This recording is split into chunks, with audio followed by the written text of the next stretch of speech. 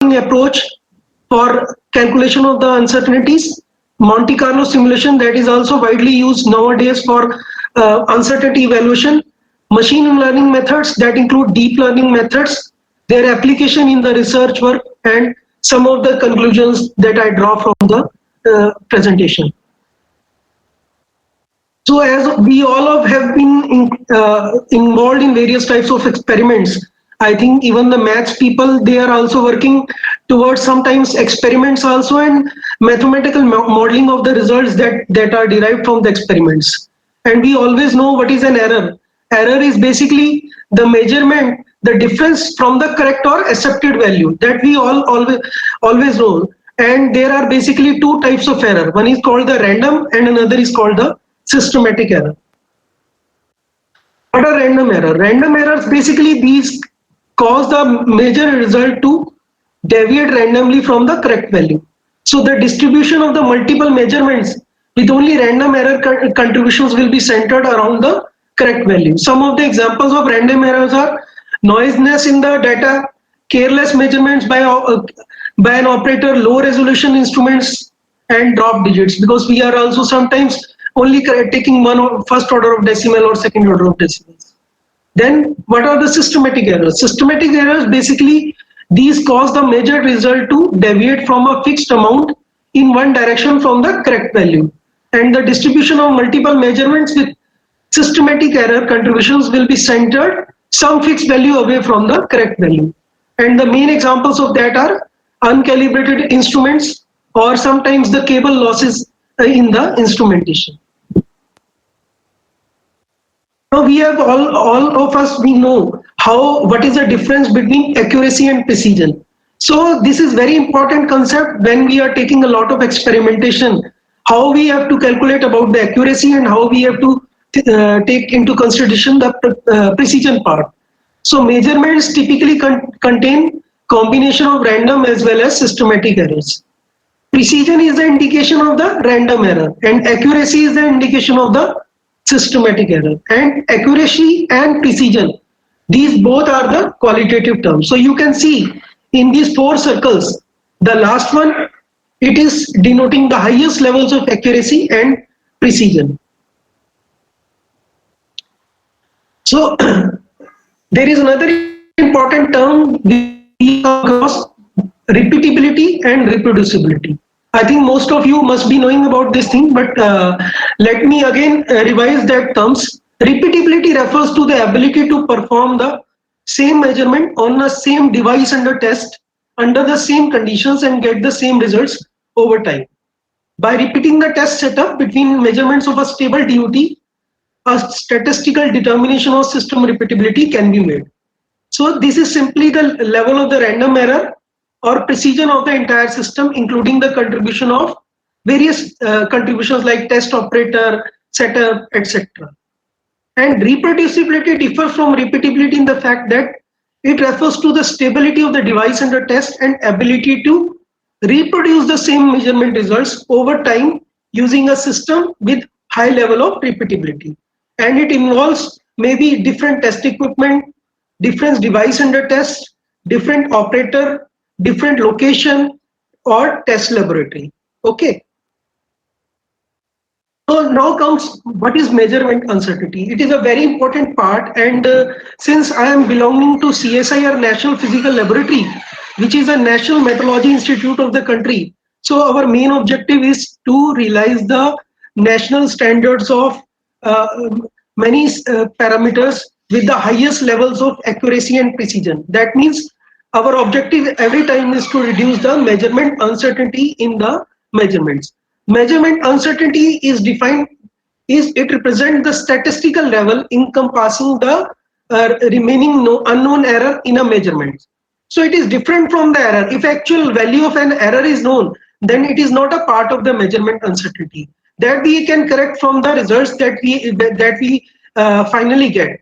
But measurement uncertainty, it should be used to correct the measurement results. And there are two types of measurement uncertainty. One is the type A evaluation and another is called the type B evaluation. Type A evaluation basically produces statistical determined uncertainty based on the normal distribution. while type B evaluation represents uncertainty determined by other statistical means.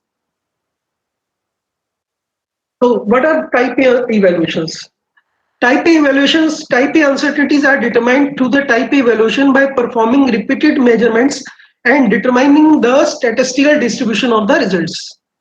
This approach works primarily for random contributions. So generally we have been doing these things in our labs, that we are taking around 10 or 50 measurements, and then we are taking the average of the measurements, performing the standard deviation. So that is just the type A evaluation. This approach works primarily for random contributions. So repeated measurements with systematic deviations from a known correct value gives the error value that should be corrected for. However, when evaluating the resulting measurement, the effect of many systematic uncertainties combined with the random uncertainties in such a way that their effect can be determined statistically. For example, a systematic offset in temperature can result increase in the random thermal noise in the measurement result. So generally there is a harmonized methodology followed for calculating the type A evaluations, which is calculated as the standard deviation of the measurement results. For say, if we are taking n measurements, so we are taking the individual the difference of the individual measurement with respect to the mean, and that sum squared of that divided by the n minus 1, where n is the number of the measurements that are taken. And the type A measurement can be calculated as the standard deviation divided by the under root n, where n is the number of the measurements. So generally we have been doing these things. So if we take 10 samples, or if we are taking 10 random experiments, then the average value we are reporting and the standard deviation of the 10 measurements divided by the under root of 10, that gives us the type A evaluation.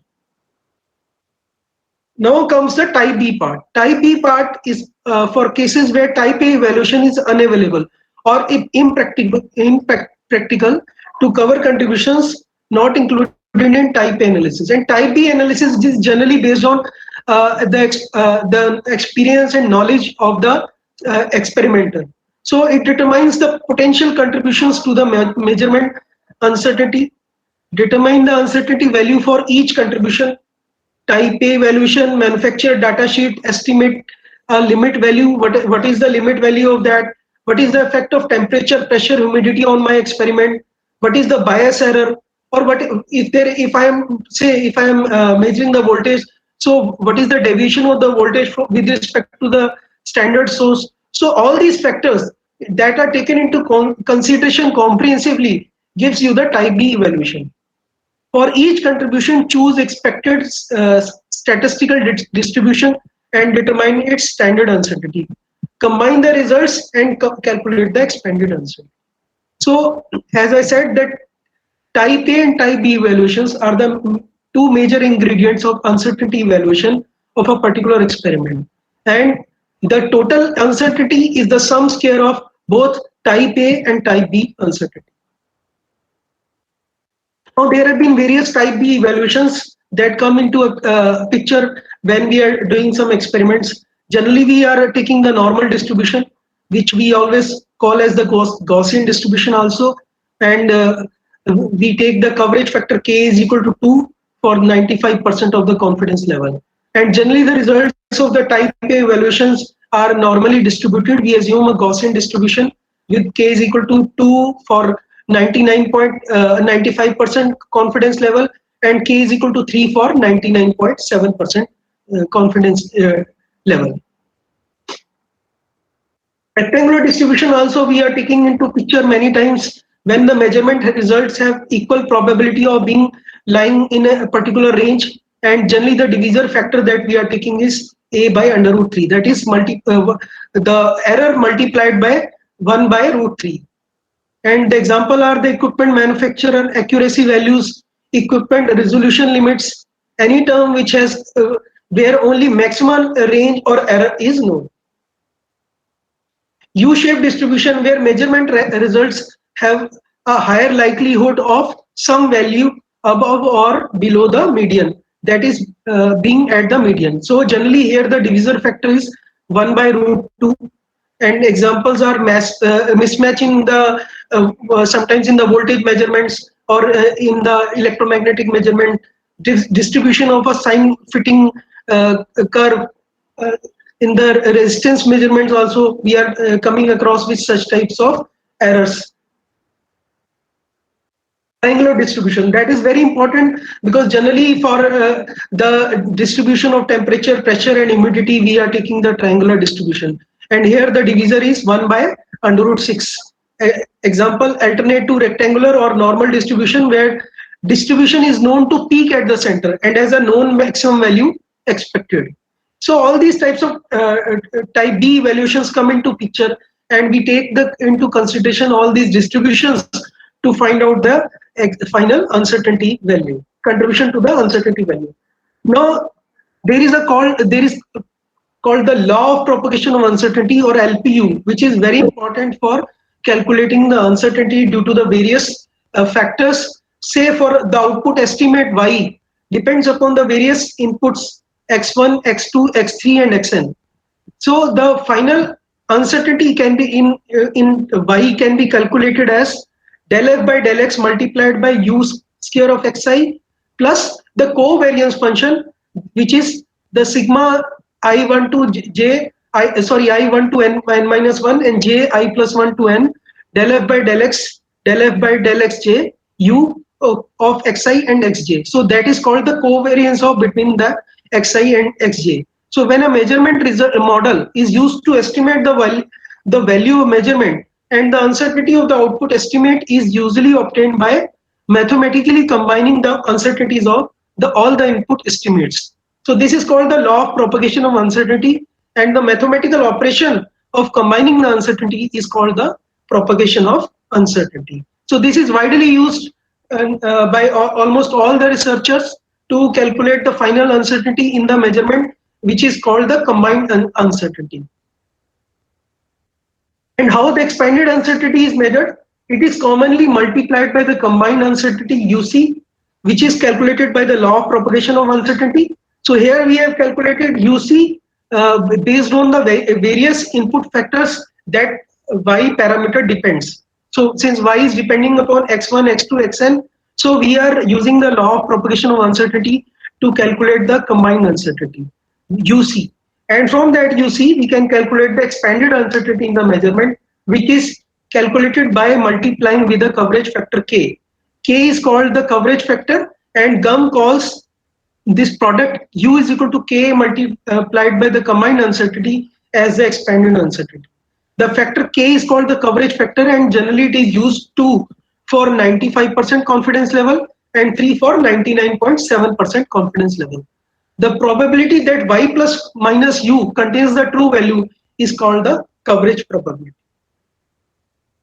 So this is just an example of the spreadsheet showing the uncertainty budget of a string, where we have to determine the length of the string and how the uncertainty can be calculated. So the various factors that comes into picture are the calibration uncertainty, and if we take the normal distribution and divide it by 2, so we will get the standard uncertainty as 2.5 mm. The resolution of the measuring instrument, which we are using for the measuring the length of the string. So we assume that string is not perfectly straight, and there may be some non-straightness in that string, and that value we are taking as 10 mm, and we are multiplying it with the rectangular distribution to find out the standard uncertainty. Then the standard uncertainty, this is the type A uncertainty of the mean of 10 repeated readings. So that can be get from the experiment, and all these values, the sum squared of these values gives us the combined uncertainty, which we can see as 6.4 mm, and multiplied that with the coverage factor, say K is equal to 2, we are finding out the expanded uncertainty. So the expanded uncertainty comes out to be 12.8 mm. This is just an illustrative example of how uncertainty is calculated by taking all the factors into consideration, both the type A as well as type B. Generally, type A contribution comes from only the experimental value, where we are taking all the readings and number of readings and determining the standard deviation divided by the under root n, while the other factors account for the type D evaluation. Now then another part comes, another technique comes into picture is the Monte Carlo evaluation simulation approach. Gradually, this approach has been nowadays used by many researchers for calculating the uncertainties so as to validate whatever has been calculated from the law of propagation of the uncertainty, as researchers and international community feels that there should be one of the second approach which should be used for validation of the whatever results we are getting from the law of propagation of uncertainty. So this is another important approach where the definition of measurement and input quantities is very important, and it involves basically the mathematical modeling. Here the probability density function for the input quantities comes into the picture, and there are many softwares for that. Even Excel spreadsheet can also be used for Monte Carlo simulation, and there are very specialized softwares also available in the market that can be used for Monte Carlo simulations. The only issue is that we should be knowing that to what factors the output parameter, the output value depends upon the input parameters, which input parameters are there, and what are the probability density functions of all these input parameters. So once that those things are known to that, then all these factors are combined into a final distribution, which is run by a Monte Carlo simulation, and the final probability distribution of that is given by the Monte Carlo simulation. So this is just an illustrative example of a slide that I am showing to you. Basically, at CSIR National Physical Laboratory, we are maintaining the primary standard of the sound pressure level. That means this is the highest level of accurate and precise standard that we have for calibrating the microphones in the range 31.5 hertz to 25 kilohertz. And our uncertainty that we calculate, as I discussed so far, that is calculated in the to be 0.05 dB to 0.17 dB. And for this particular standard, we have participated in many international key comparisons with other countries, and we have validated our results that we are at par with all the countries. And as a result of that, we have achieved a national recognition, national and international recognition in this parameter for the sound part. That means whatever measurements have been done by CSIR National Physical Laboratory in field of sound, that will be acceptable to any country, in any custom or anywhere in India and abroad. So this is just an example of the uncertainty. You can see on the right hand side a graph where I am showing the uncertainty of the microphones. There are two types of microphones which are used as a reference standard. One is called the 1-inch microphone and another is the half-inch microphone. These microphones actually depends upon the diameter. So both of these microphones are used to cover the entire audio frequency range from 31.5 hertz to 25 kilohertz. And as I discussed, that all the factors that come into picture, we are quantifying that to calculate the uncertainty, the expanded uncertainty in the measurement. And in the next slide, I will show you all the So this is the picture of the two microphones that you can see. This is one of them is the bigger diameter is called the 1-inch microphone, and another is the smaller microphone is called the half-inch microphone. So both of these microphones, these are being used for calibrating the various type of sound equipments and the measurement microphones, etc. And the uncertainty of this is accounted by various factors. You can see this is a comprehensive uncertainty budget for calibrating these two microphones. The LS2P means the laboratory standard 2P microphones. 2P means pressure with half diameter. So the microphone with diameter 1-inch diameter is denoted as LS1P, and microphone with half diameter is denoted as LS2P. So we are calculating the uncertainty of the LS2P microphone in this table, in this spreadsheet, and we are taking into account almost all the factors that come in that induce some error in the measurement size. Like for electrical transfer impedance, we are measuring. So we are accounting the series impedance, voltage ratio, crosstalk, distortion, receiver and transmitter ground shield, etc. Then these microphones are the sound pressure level is measured in a coupler, specialized coupler. So we are taking the coupler volume, leakage, etc. also into picture. Then the front cavity volume, the depth of the microphone, the resonance frequency, loss factor, etc. These also come into picture. And there are general factors also like heat conduction, radial wave motion, the effect of temperature, pressure, humidity, rounding error. So you can see that all these factors come into picture while calculating the uncertainty of the calibration. And this, as I discussed earlier, that the range of that uncertainty comes between 0.05 dB to 0.17 dB in the entire audio frequency range from uh, 31.5 hertz to 25 kilohertz. So this is just to share with you that how this type of measurement uncertainty is practically used at the research laboratories for calculating the expanded uncertainty of the measurements. So we have been trying to use the another approach, as I discussed, the Monte Carlo simulation also, and we have used an Excel program for that. And at two frequencies, 250 hertz and 1 kilohertz, we have tried to use the Monte Carlo simulation, and we have generated around 2 lakhs random number to find out how the uncertainty is evaluated, and we have compared the values with in the both frequency range, and the values are coming nearly to be very same.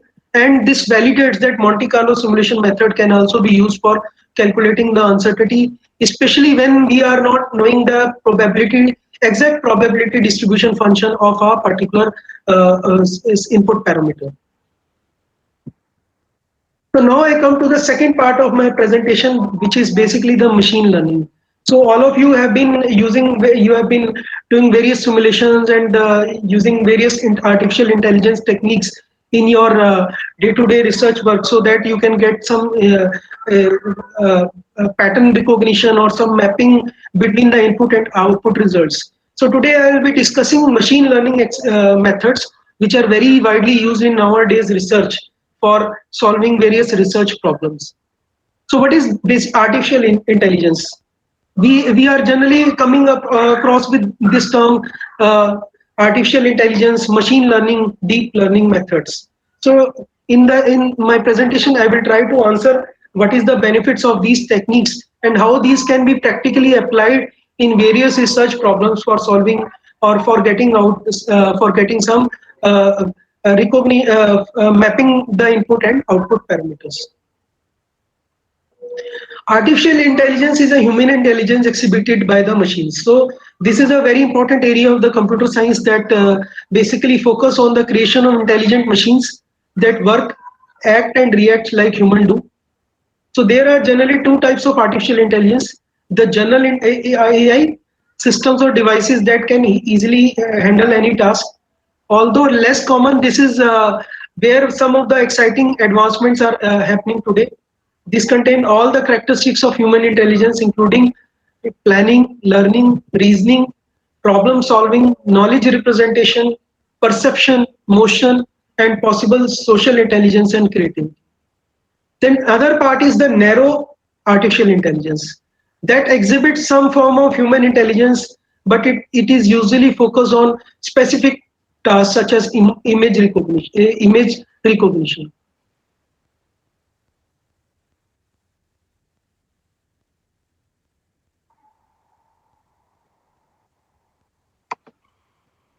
What is machine learning? Machine learning is concerned with computer programs that automatically improves their performance through experience. Why machine learning is being used? Develop systems that can automatically adapt and customize themselves to the individual users. Discover new knowledge from the large databases, data mining. Ability to mimic human and replace certain monotonous tasks which require some intelligence. So as all of you have been experiencing that in this COVID pandemic situation, the work from home culture has been nowadays adapted, and there is a significant need for digital transformation in our industry. I hope everybody of you knows that Industry 4.0 needs such type of machine learning instruments where all these instruments can be automated, and these can be there can be some programming that can be done so that they can themselves take some decisions and without less human intervention. So there are various types of machine learning algorithms.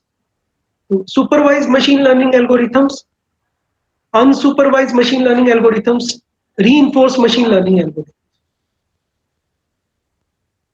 Supervised machine learning algorithms that make prediction on the given set of samples. The supervised machine learning algorithm searches for patterns within the value labels assigned to the data points. Supervised machine learning algorithms, these include artificial neural networks, decision trees, ensembles, KNN, linear regression, Naive-Bayes, logistic regression, support vector machines, etc. These basically focus on artificial neural networks. Unsupervised learning algorithms, these discover structure in the input data. These are basically based on the clustering, data clustering and dimension reduction. More generally, they find a relationship structure in the data set. There is no need for the labeled data. And learning in algorithms include k-means clustering, autoencoders, deep neural networks, etc. Unsupervised learning k-means they are basically based on the clustering algorithms. So generally k-means clustering, autoencoders, deep neural networks, restricted Boltzmann machines, Hopfield networks, sparse encoders, all these types constitute to unsupervised learning methods. Example of machine learning methods. So pattern recognition is a very important part in that. Facial identifiers or facial expressions, handwritten or spoken words, medical images, sensor data, or Internet of Things. Optimization. Many parameters have hidden relationships that can be the basis of optimization, and pattern generation, generating images or motion sequences. So these machine learning algorithms or problems, these are basically majorly used for pattern recognition and generation. The various examples are anomaly detection, usual patterns in the telemetry from the physical or virtual plants, unusual sequences of the credit card transactions, unusual patterns of the sensor data from the nuclear power plant. The prediction involves future stock prices or current currency exchange rates, network events, etc. Dr. Garg, sorry to interrupt you. I would request you to conclude your talk in say another 5 minutes so that we can open the session for question and answers. Okay, thank you, thank you. So there are various. So if these machine learning algorithms can be further characterized as supervised, unsupervised, and reinforcement. And supervised constitute generally regression, decision tree, random forest classification, where k nearest neighbor is one of the simplest machine learning algorithms. And for unsupervised, these are basically focused on the clustering techniques like k-means clustering approach, FP growth method, a prior method, a principal component analysis, etc.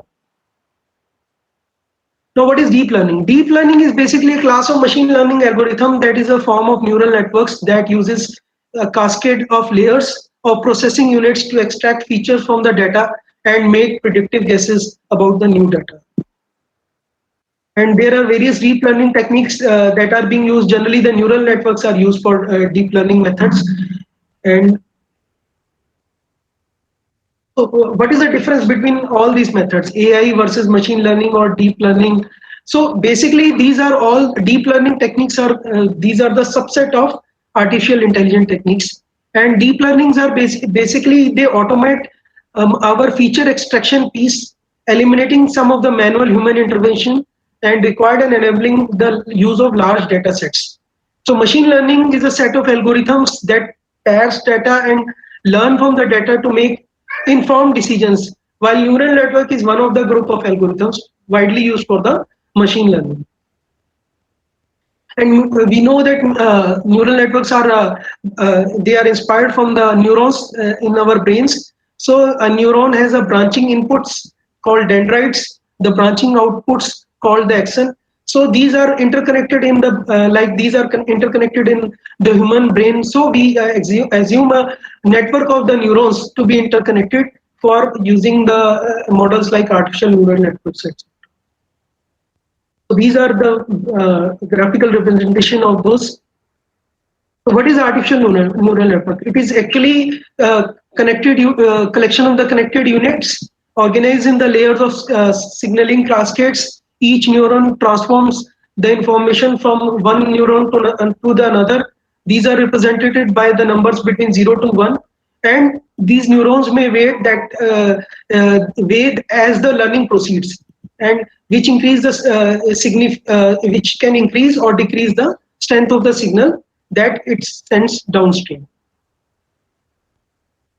So why it is called deep learning? Deep hidden layers of cascading layers of processing, more than say 5 layers, where 3 hidden layers are there, 1 input layers or 1 output layers. Generally, those are called the deep learning methods. And learning algorithms learn from the data of modeling features and updating the probability weights assigned to the feature nodes in testing how relevant specific features are determined, determining the general type of the item.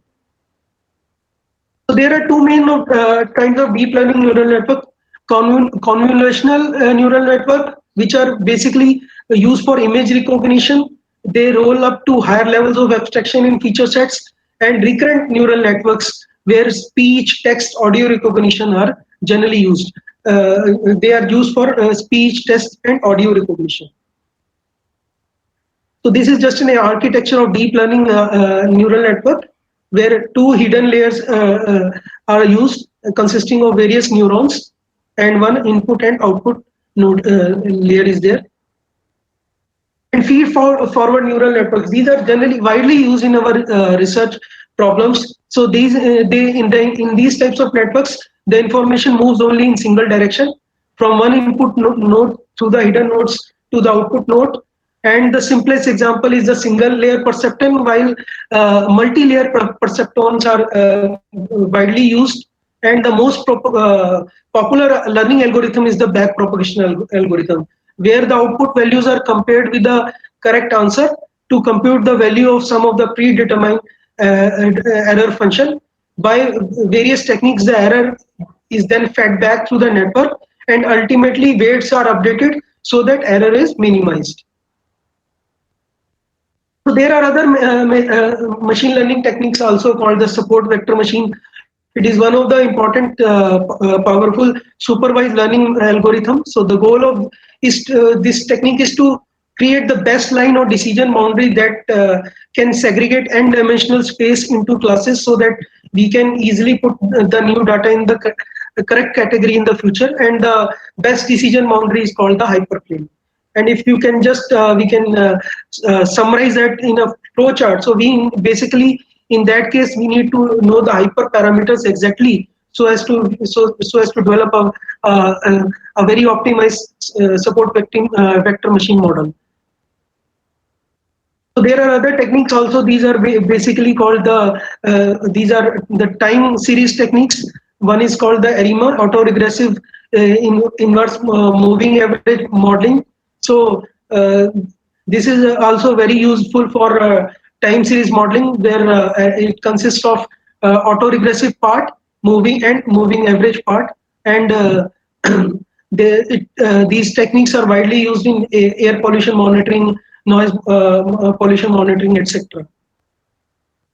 So this is just a typical example of how these techniques are useful in research problem. This is an example of one of the paper that we have published, that how these AAN and ARIMA techniques can be used for modeling the environmental noise for, say, a period of span of 1 year. So this shows the upper picture shows the day ambient noise levels, and the lower part, the below picture shows the night equivalent noise levels. And by using these techniques, we have been able to find model these day equivalent levels and night equivalent level to a very high level of accuracy. The mean squared error is very less than 1.5 dBA in both the models. Similarly, the ANN has been used for traffic noise modelings and predictions also by various researchers. And one of these papers that we have published, where we have taken the input data of number of two-wheelers, three-wheelers, cars, medium commercial vehicles, buses, trucks, the average speed of the low, heavy vehicles and light vehicles, and we have tried to use ANN, and we found that ANN has given a very high sufficient prediction accuracy, and the coefficient of determinations comes out to be more than 0.80 in the case. This is one of the example where published by a paper published by Professor Kanti Kumar, and where he has used the artificial neural networks for calculating the height of the barrier, and with this model he is able to find out how the for a say a variety of input parameters, how we can calculate the height of the barriers. So I would just like to conclude my presentation that measurement uncertainty evaluation is a very important job for calibration and testing, and law of propagation of uncertainty and Monte Carlo simulation can be used for various various problems. Deep learning methods is also very useful for solving many research problems and pattern recognitions. Support vector machines, ARIMA, INN, these can be widely used as time series problems and have been tested for their performance efficacy in various fields. And there should be focus on hybrid models which employ various algorithms, so that accuracy, so that the prediction and forecasting accuracy can be further enhanced. Thank you very much, and I again thank the organizers for giving me an opportunity to present my work. And any questions, I shall be very happy to answer any questions about. Yeah, thank you so much, sir. I open the session for question and answers, maybe. So anybody is having any question?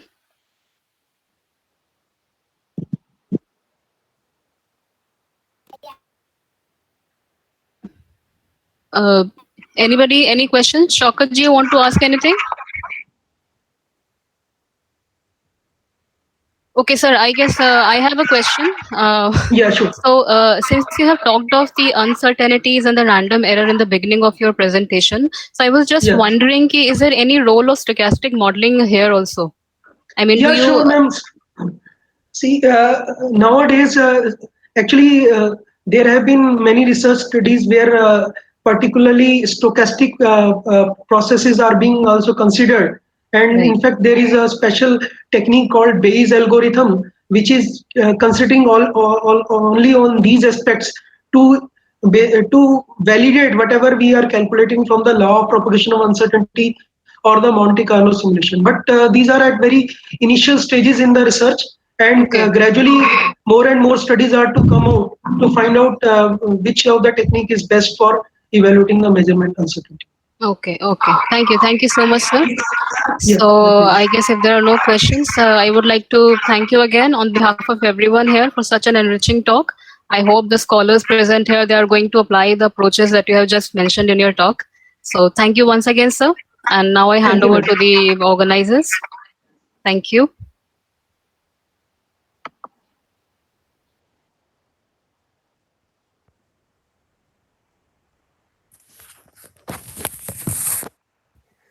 Thank you very much, Dr. Naveen Garg and Dr. Vandana Khetan. So now I would like to tell everyone that we'll have 10 to 15 minutes of tea break, and I would like everyone to join the next session by 12:10 because the next session will start by 12:15. So please join 5 minutes before so we can start in time. And use the same link that we have used for the morning session. The same link will work.